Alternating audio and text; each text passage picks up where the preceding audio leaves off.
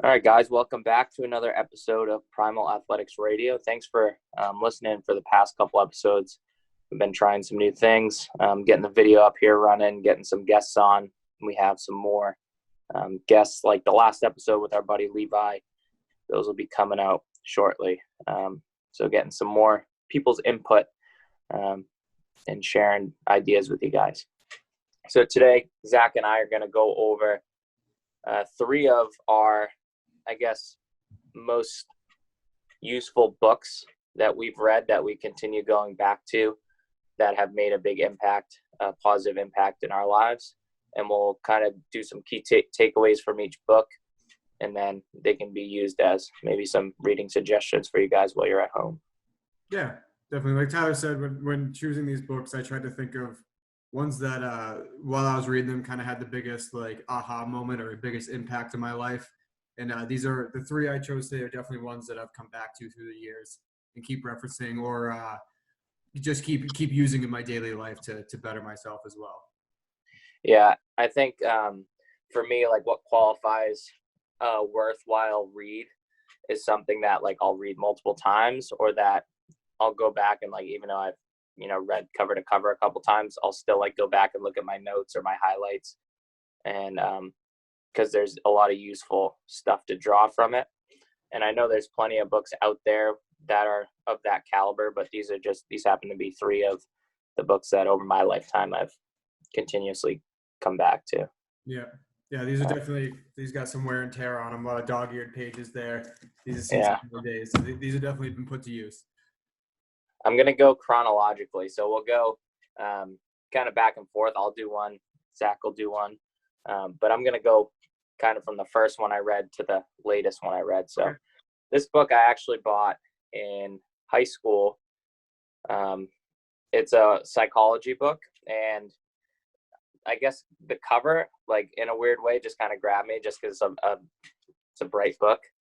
And I was like, oh man, that looks like a cool read. So I got into it, and then I realized the content of it was actually like super, I guess like enlightening would be a good word for it. So the book is called Flow by a psychologist named Mihaly Csikszentmihalyi, and it's on the psychology of optimal experience. So basically what he does throughout the book is outlines this state of being in this like headspace that we can get into called flow space. And what flow is defined as when you're engaged in doing what you're doing, that you lose sense of time, and it's like this complete immersion into the present. So like for us athletes, maybe it's like when you have that perfect workout, or it doesn't even have to be the perfect workout, just like when you're in the zone and you're not thinking about anything else except what you're doing at the moment. And it kind of goes through like how we can best bolster that in different areas of our lives. So trying to find flow states across multiple medium. And his claim in this book, kind of the way he wraps it up, is that the more time that you spend in flow across your lifetime, the happier and the better quality of life you'll have. And that was kind of a profound thought for me when I was younger, when I read this book, because it didn't make happiness something that was unattainable. It didn't accredit it to like your financial status. It didn't accredit it to your external circumstance. It said happiness is flowing from, not trying to use a pun there, but happiness is welling from how your experience is day to day. And I started thinking about like, how can I just be more engaged in what I'm doing? And a lot of stuff in this book made me practice that, like mindful practice, I guess, to practice the mindful practice in whatever I was doing, especially in the arena of sport. So like being an athlete, I tried to just like be present at practice, be present at film sessions when I'm in the weight room. And then I think that really developed like a lot of the way I try to approach most things when I'm learning them or doing them is to try to get into that flow state. And I think it's a good read if you're interested in it. So I'll give you one more shot at that. Was this, you said you read it in high school, right? Yep. Was this something you appreciated right away, or is it something that took you like a little later in life to kind of go back to and appreciate? I think it had like a pretty initial effect, but it didn't last that long because I don't know, the high school brain is like, forget about it after a couple of weeks. And I actually went back and reread it this time with like throughout the whole thing, I got all my, highlight notes. So the second time I read it is when I was a little older and I actually realized the importance of the information in there. And that's when I think I started grasping the fact that like the level of happiness in your life is directly relatable to the quality of your daily experience. That was like my big takeaway. So yeah, it wasn't really a first time read. I don't think I was in, quite the space to digest it when I was young, but it definitely sparked my interest. So when I went back to it, I was able to like really dive deep into it and practice it. What are some of maybe a few different things you find yourself in flow state, like a few different exercises or activities where you find yourself in that flow? I'll go back to these two because they're my bread and butter, but music has always been a big one for me. Like that's almost instantaneous now. When I like sit down with a guitar, the second I like put my fingers to the frets, it's like I can go there and I'm not thinking about anything else. And that's part of just, practice that you can develop that.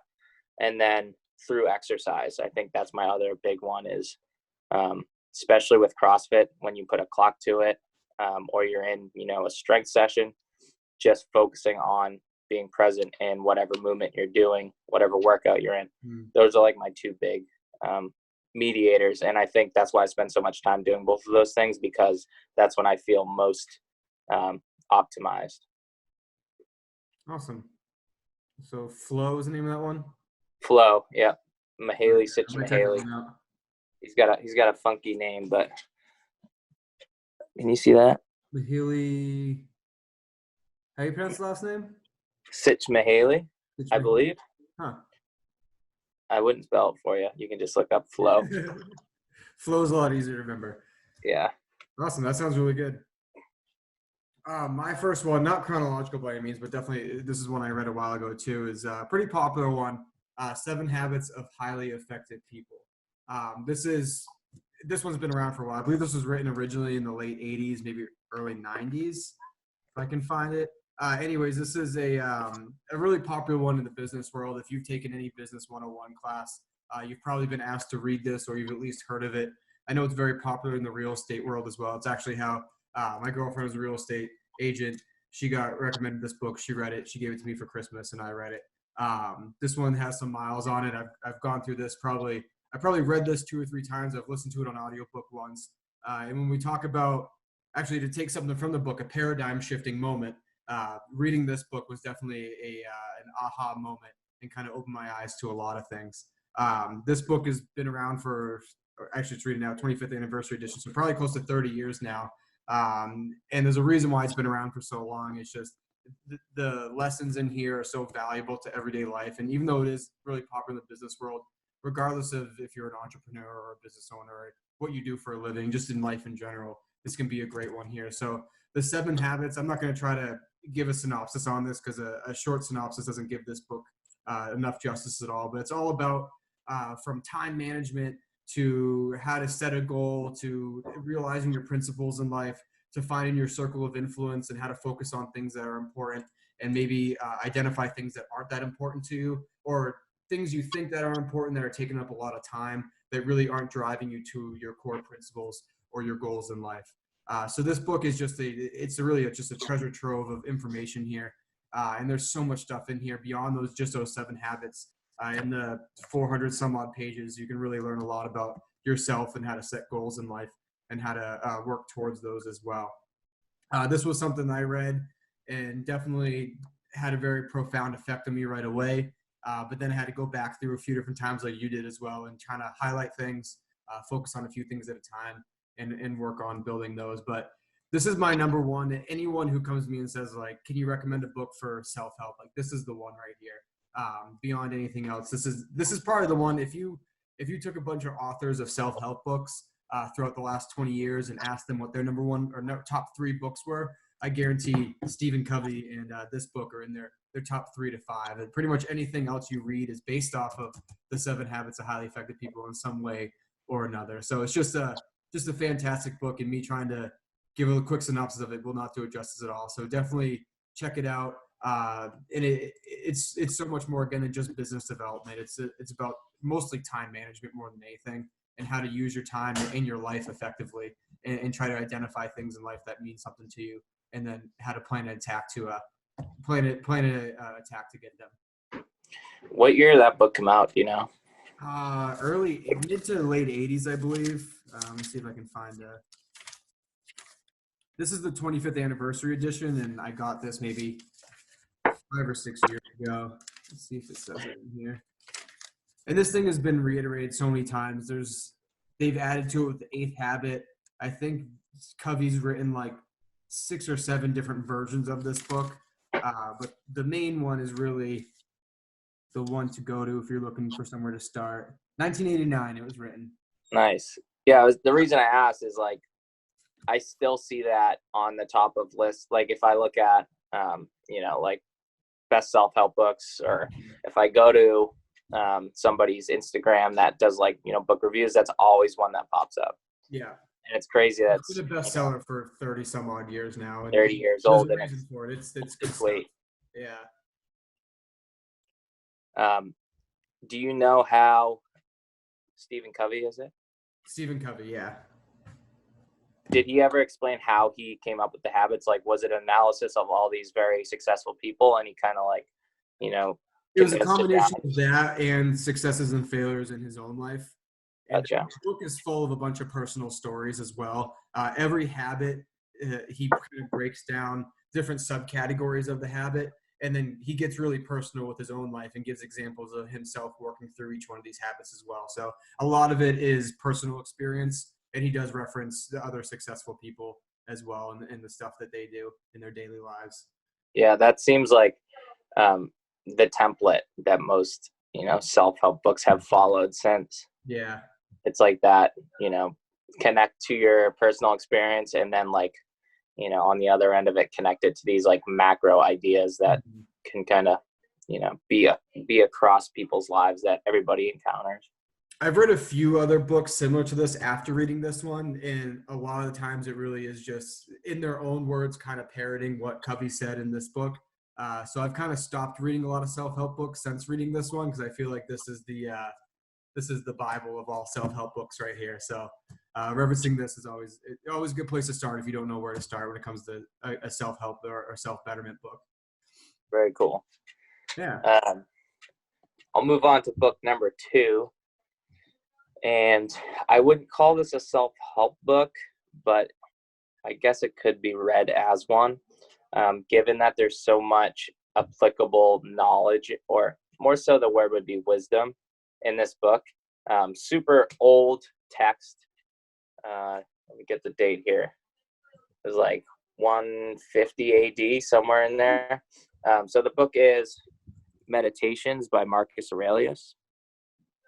I think that's him. He looks really sad in that picture. So Marcus Aurelius was one of the last good emperors of Rome. He was also the first philosophizer. I almost said it. He was one of the first philosopher kings. So beforehand, there had been, like, a lot of military leaders, which he was involved in the military, but it was like their primary thing was military and business. And he was one of the first great minds, I think, to take up the Roman kingship. So Meditations is basically his memoirs, and it was written as a personal journal. and not found or published until way after his death. So he didn't write this as like, he didn't write it thinking people would ever read it. And I think because of that, it's so raw and has so much like weight to it and levity that that's what makes it special.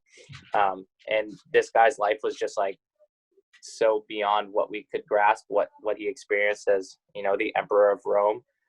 But if anybody has learned about philosophy, you've heard of Stoicism, I'm sure. And even just the word like stoic is still used regularly to describe somebody who's kind of like indifferent, somebody who's very grounded and, like the cover even seems like that's a stoic look, right? No emotion, just made of marble. Yeah. But a lot of the stuff that Marcus Aurelius speaks about is this separation from your circumstances. And it's so applicable right now too, that like some of the Stoic doctrine is about controlling only what you can control, keeping your field of vision, condensed on things that are right in front of you, not getting too far outside your means. There's a lot of like directly applicable stuff in that book. And it's so easily digestible because a lot of it is just written as like a journal entry. Like a lot of the meditations are written as like, a couple lines or a paragraph. So it's not like a narrative that you have to read from front to back. You can literally jump to any page and just read a little passage, and it could be something that could, spark an idea. But I've read this when I was in college, probably sophomore year of college, and a philosophy minor. So that's kind of how I found out about this book. It was, I think, had the most impact on me out of any of the philosophy books I read, because the things in it I could actually use, and they weren't so far, they weren't like very heady topics. A lot of philosophy can get, real heady, and it doesn't necessarily always like boil down to something you can use in your day-to-day life. Though the Stoic philosophy specifically in this book, they were all things I could use, like control what you can control. A lot of it is not taking yourself too seriously, taking life too seriously, like understanding that, this is impermanent, and that in 100 years, it's kind of morbid, but in 100 years, nobody's going to remember your name. So don't take it so seriously. And this guy's the Emperor of Rome, and he's saying this. So there's just a lot of good gold nuggets that could come out of that book. And I've read it a handful of times, going back through it actually right now for like my fourth read, just to brush up on some of that doctrine that's in there. So that's one. Meditations. I remember reading passages of that back in English class, but I don't know if I've actually read it from front to back before.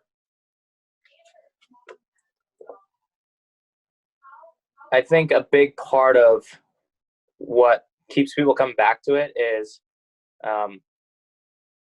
how he like explains moral virtue, and how we can develop moral virtue in our lives. Like it's more so like a look into the way to have a good life, I guess, through the Stoic philosophy. So if you're interested in that stuff, that'd be a good read for you. Yeah, I might check that one out after. We can trade some books. Awesome. My next one is along the lines of kind of a self-help again. And this one's probably had, next to the 7 Habits, probably the biggest effect on me personally, and in a ripple effect on some of our members and clients as well. And this is The Power of Habit. It's by Charles Duhigg. Bright yellow cover here. Pretty popular one in the world of habit development, and kind of similar to The 7 Habits of Highly Effective People. Some of the other books I've read on habits as well kind of parrot or carry along the same philosophies that are in The Power of Habit here. This is a great book. I've always been interested in habits and just human interaction in general, and just how humans go about their day-to-day life. So this one was really interesting because it talks about why we do the things we do, and why the brain is not necessarily addicted, but pulled towards habits so much. It describes habits as the brain's way of kind of saving energy. It makes things easy to do on almost like an autopilot kind of basis. And it breaks down habits into kind of 3 different things, which is like the cue, the routine, and the reward. So the cue being like what triggers us to do that habit.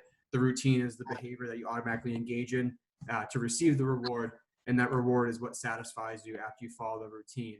And it breaks down different examples of habits, from good habits to bad habits, and kind of talks about how we can shift habits into or shift these different cues and triggers into our well-being, and how we can use them for our betterment as opposed to using them for bad, something like, say, like smoking cigarettes or something like that, which is a really hard habit to break. It breaks down kind of what triggers us into habits, from location to time to people in general to actions to emotional states, and walks us through how to use those to our advantage. It teaches you how to like write them down, like where you are when something happens, when you get triggered about something, to do a habit, where you are, like the time it was, who was around you, what happened, and how can we use that to your better, and not fall into a bad habit kind of routine there. This is something that had a big effect on my life, and it's something that now I teach to people as well. A lot of people listening to this might have worked with me in the past or are currently work with me on our nutritional habit course, which is more than just nutrition, but kind of a lifestyle habit course. And a lot of the stuff I use in that course, I learned from this book, kind of using small little habits, the sequential habits that build off each other. And a big thing that comes out of this book too is not going from 0 to 100 all at once, not going from I've never ran in my life to I'm going to run a marathon next week. How can we slowly start building some positive habits to get you towards that end goal, whatever it may be. It's what we use in our nutritional habit course as well. Breaking things, looking at the end goal, breaking things down into small sequential habits that will build off of each other one by one, and trying to set yourself up for long-term success, and not going from 0 to 100, where we can easily fall off the cliff and fail with what we're trying to accomplish there. So Power of Habit, great book here for understanding why our brain wants us to do some of the things it wants to do, how we can either we can break that kind of hamster wheel there, or use habits to better ourselves. So really good book here on just brain chemistry in general, and habit forming on a daily basis. Very cool. I feel like that's super important knowledge to have in our line of work. If you're going to work with people in the fitness field and the nutrition field, having like some baseline understanding of, that neurochemistry and, habit forming and why it works and why it doesn't in some people is essential to be an effective coach. Yeah.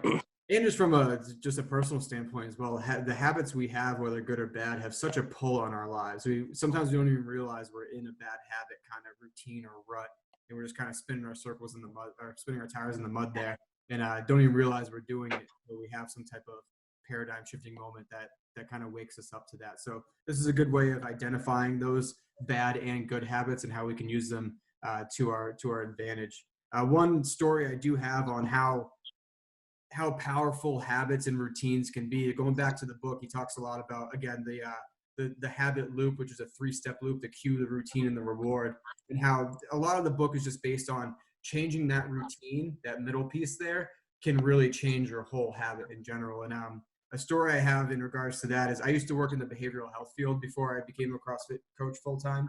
I worked in a substance abuse rehab center. It was a dual diagnosis program, so substance abuse, mental health.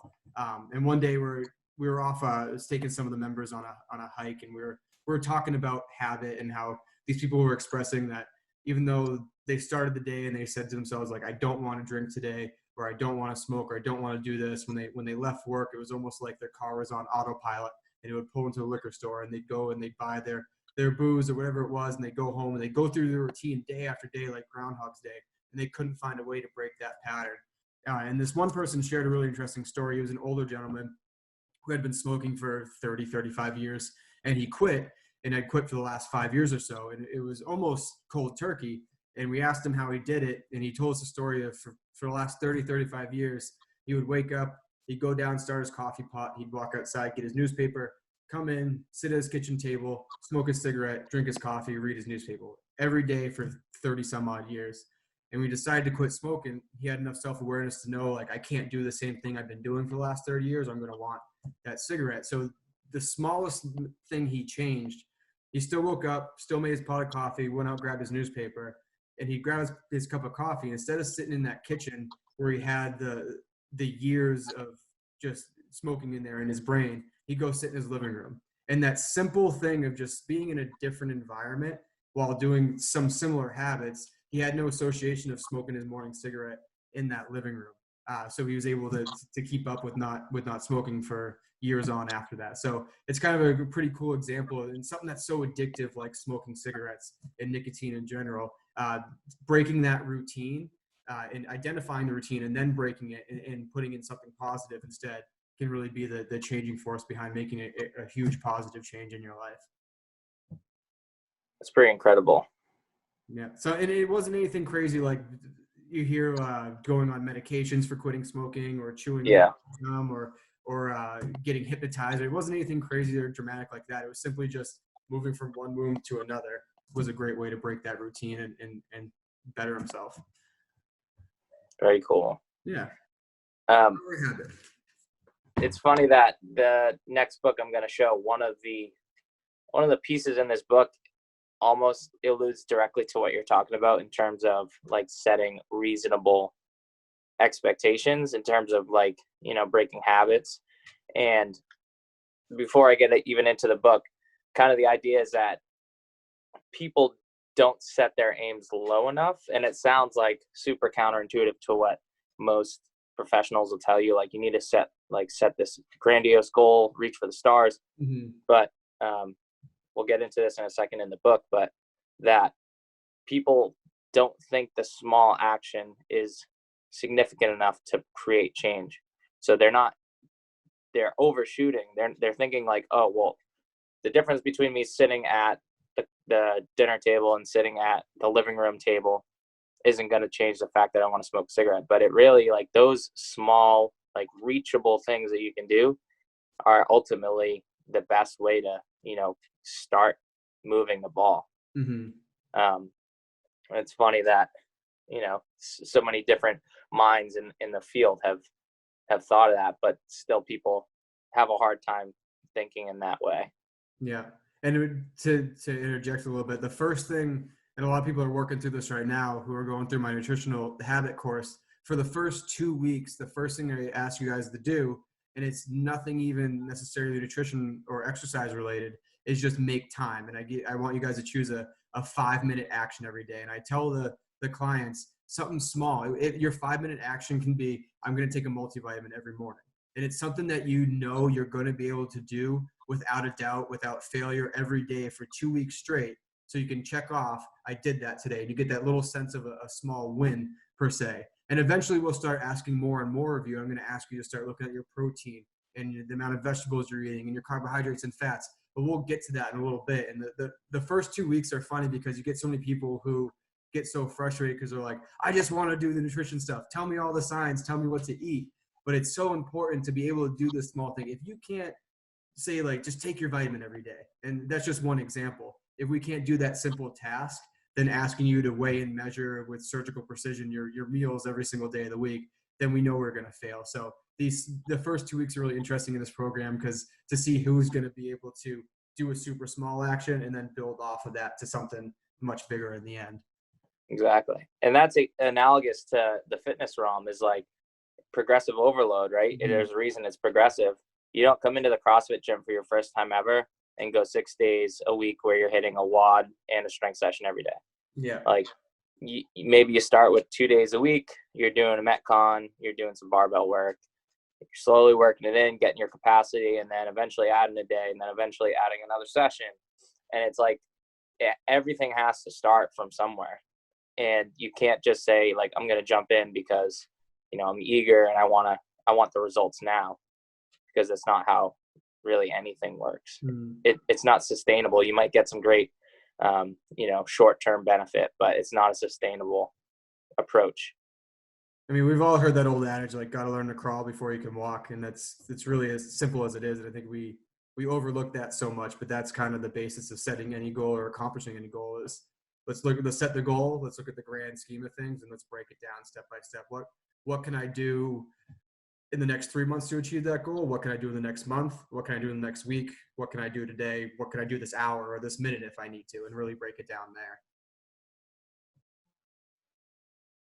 I like it.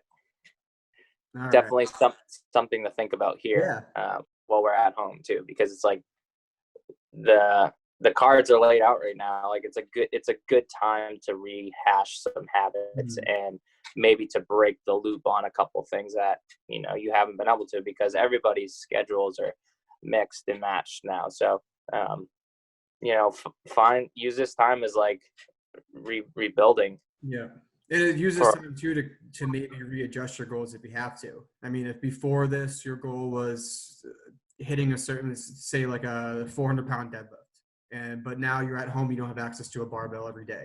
Maybe we need to readjust those goals a little bit, or something to, like you talked about, you alluded to last week, maybe use these next few weeks or months to work on perfect form in your movement and moving every day, and trying to work on body weight movements more than that. And just take some time to readjust your goals.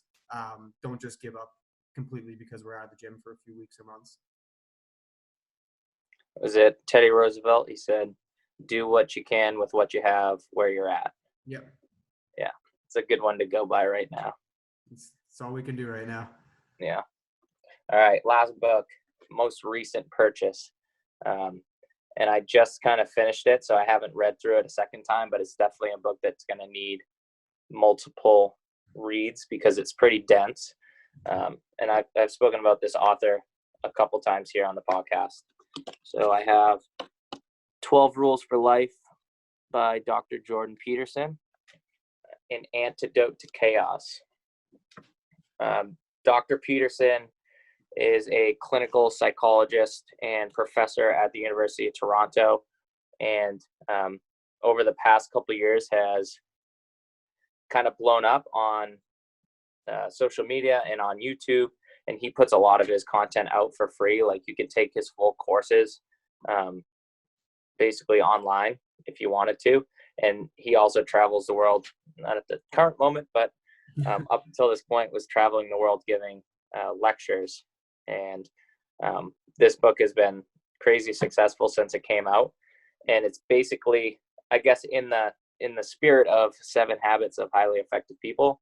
These are Dr. Peterson's 12 hard and fast rules for a not just a meaningful life, but an orderly life. And I guess the big piece across all 12 of these rules is that personal responsibility is kind of the big sell when it comes to like having a meaningful existence, taking responsibility for your own actions and how they affect you, the person next to you, the community at large, your society, globally. You know, taking the burden on yourself. And there's a lot of ties back to biblical text and stuff throughout this book. Not that it's a Christian text at all, but there's a lot of ties back to you know, these biblical references of, you know, bearing your own cross, in so many words, taking the responsibility on yourself to be ordered so that you can make it better for your partner, and you can make it better for your team, and ultimately better for the world. So I, again, won't go through all 12 of the rules that he goes over, but it's been a very eye-opening book for me just because of the depth that each of the rules has. Like, there's this, you know, pretty extensive backstory in his personal life to each rule and why he chose that rule. And it's cool to see it tie into those timeless texts. A lot of, you know, religious texts that are quoted in here and kind of distilled down into something that is a little more applicable to modern day. So again, that's going to need a second read, but it's been really eye-opening for me recently. 12 Rules for Life. Yeah, I've seen a lot of his stuff on YouTube before. I've never read any of his writings before. He seems like an interesting cat. There's a lot of depth. There's a lot of depth. So if you like dense reads, there's a lot in there. Is one of his rules making your bed? I know he's big on making your bed every day. That is, I think it's rule number 2. Set your house in order before you try to set the world in order. Yeah, that's rule number 6. I remember him being on Rogan one time and going off for like an hour on the importance of making your bed. Yeah. he gets spun out a lot in media of, like, you know, what his political affiliations are and all that stuff. But at the end of the day, if you just listen to his message, aside from the spin that's put on him, a lot of it is, like, you know, really insightful stuff that can improve the quality of your life. Good stuff. All right, my final book, not necessarily a self-help book, like it can be used. This is definitely a personal one for me. This is one that had a big impact on my life at a very vulnerable point of my life. This is the Bhagavad Gita. It's a story of Indian spirituality and scripture. This is a story that it's an epic story. It's part of it's actually a smaller story out of the bigger epic, the Mahabharata, which is some ancient Indian scripture and text. Really, the story of this it's the story of a prince, Arjuna. The story starts with him he's looking over a battlefield, and he has his charioteer with him, Krishna, and he's about to go to war with another family, which actually is his cousin, and they're fighting over the throne that they both feel like they are entitled to. And the whole story is really an allegory. The war field is kind of based on is life in general. And the war he's about to fight is not a war against other people, but it's kind of an allegory for the war that man fights with himself in his own mind on who to be as a person, the right thing to do in life, and how to find kind of your purpose in life as well. This is a really just a really great story that had a profound impact on me. I know I've shared on this podcast in the past, but some of you might not know. I'm a person who is in recovery from alcoholism, and in early sobriety, it's really important. There are many avenues to sobriety, but a lot of them, especially the most popular AA, really push finding a higher power. I'm somebody who struggled with spirituality and religion in the past. I don't necessarily consider myself religious in the sense that I attach my beliefs to one belief system. I kind of take the route of reading many different types of scriptures, in Hinduism to be one of them, Taoism, Buddhism. I've read the Bible as well, and kind of pick and pull things that I kind of attach my beliefs to. And none of them had more impact than this one, especially in regards to like kind of finding your path in life and what your belief systems are. This book is really a lot about karma in the true sense of karma. And I think in the Western world, we think of karma as like, you have a coworker you hate and that person got a speeding ticket and you're like, yeah, that's karma. They deserve that. Karma in the true sense in Hinduism is getting back out of life what you put into it and into the universe. And if you put out good things, good vibes with true at your heart, good intentions, you're going to have good things happen back to you. Helping people, not just for the sake of your own personal well-being, but truly because you care about other people and want to help them out as well.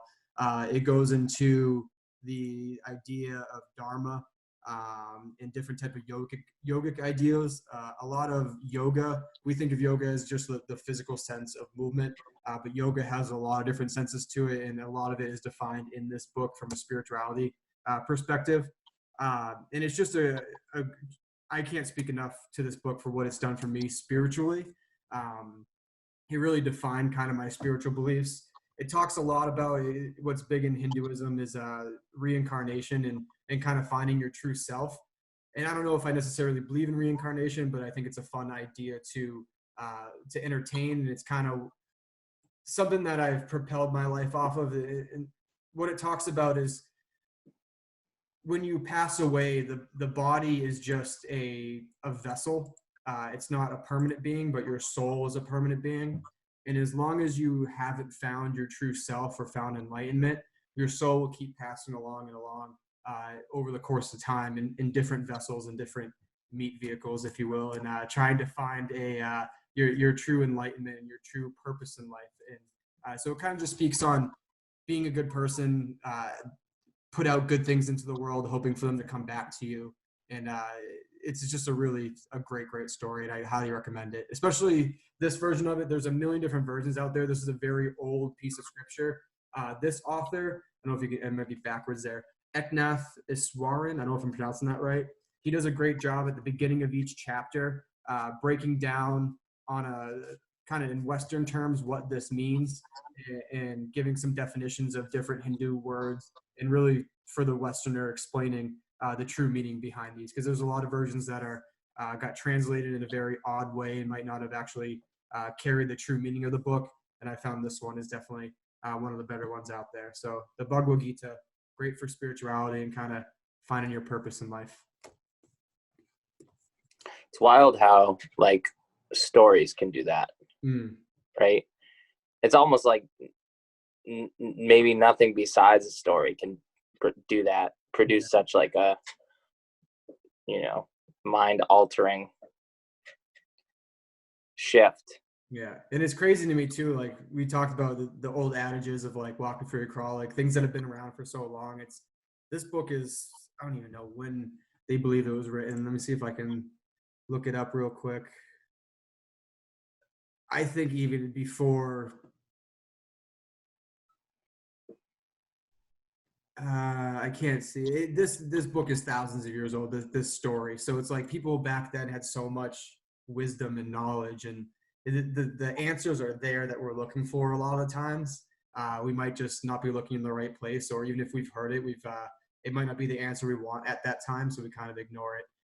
But it is amazing how a story can kind of cause that paradigm shift in your life and change things for the good. And this is definitely, out of all the books I referenced today, this is one that I might not necessarily think about the story of Prince Arjuna every day, but the lessons from this story I carry in my day-to-day life on a daily basis. I have a piece of fiction that was similar, where I was young and kind of, I don't want to say lost, but I didn't have like a traditional religious upbringing or spiritual upbringing either. And it's funny, I kind of found part of that in a fiction book. And I'm not a big fiction reader either, but I've read it a couple times since. And the book is called The Alchemist by Paulo Coelho. And essentially, it's a story of following intuition. It's this boy's journey through the desert and finding himself. And a lot of the book is just about listening to your own heart. And, that sounds like cliche, but it really is just about like trusting your gut and trusting yourself, and following your own path. So it's like this call to individuality. Mm-hmm. And I think that had such a profound effect on me when I was young and reading that story, and, not having this like specific doctrine to live by, that, you can trust yourself, you can trust your heart and follow it. And that's kind of the fun of life. Mm-hmm. So I would put that one on the list. I didn't bring it out today, but The Alchemist by Paulo Coelho is another one of those books similar to the experience you had with the Bhagavad Gita. Yeah, definitely. Regardless of your religious affiliations, if you can kind of put any biases you may or may not have aside and read this story, I think it will kind of speak to any religion and probably carry some of the same values too. But for me, it had an amazing, profound effect, maybe because it was one of the first more spiritual scripts I did read at the time. I read this many years ago now, but yeah, it's just a fantastic story, from talking about things about like the war within, fighting with your own personal demons, to talks about death and kind of accepting death and not being afraid of it. One of the most popular quotes out of this book was actually used used by Oppenheimer after they created the atomic bomb, which is actually kind of a creepy quote to use. When they tested the first atomic bomb, then it went off and they saw the destruction it could cause. Oppenheimer, in a silent room, kind of said, "I have become death, destroyer of worlds." And that's a direct quote from the Bhagavad Gita. So kind of a creepy quote to say after creating the atomic bomb, but that's kind of a quote that talks about death and accepting death. And again, going back to your body is just a temporary vessel, and your soul something that will live on forever. and until you find your own version of self-enlightenment. So we suggest that it doesn't have to be these books. These are ones we like, but again, in this time of, being at home and isolation, great time to start reading. If you don't read, if you do read and you're looking for something, any of these books are a great option if they seem like something you might be interested in. Mm-hmm. And all of them are available on audiobooks as well. If you're more of a listener, if you got time to kill in the car or something, you can find them on audiobooks as well. And I think the Bhagavad Gita has even been made into like short story films and in videos online too, if you want to watch it. But the true, I think getting the brunt of it would be reading it or listening to it. Yeah, I got into audiobooks for a while, and I feel, although they're easier to digest, I think I personally get more out of having a physical text. I feel like I can actually like get into it a little more, and I'm way less likely to, when you're listening to something and you think about something else, and then you're like, oh, I just missed like 45 seconds of the book. Uh-huh. It's like when I'm reading a physical book is in front of my face, it's a lot harder to do that. I definitely prefer written text as well. A lot of times if it's a fiction book, like I'm listening to Stephen King's The Outsider right now, an audiobook, and I can kind of do stuff around the house and listen to that. If it's something that actually has like a lot of importance beyond just an entertainment, like something like this or a self-help book, I'll actually buy the audio and the written text, and I'll listen to it and read along and kind of highlight things. And I feel like both the visual and audio aspect makes me retain it, for me personally, a lot better. So. Oh, yeah, I never tried that. That sounds cray. I'm gonna have to give it a go though. There you go. Cool, man. Well, appreciate you sharing some stuff with us. And yeah, you too. We're gonna check out meditations next. Yeah, you can borrow it if you'd like. Definitely. Cool. So keep up the good work, Primal Athletics peeps, killing it on the at-home WODs and getting into a Zoom class and all that good stuff. So just keep pushing forward, stay healthy, keep moving. Yep. See you guys next time. See ya.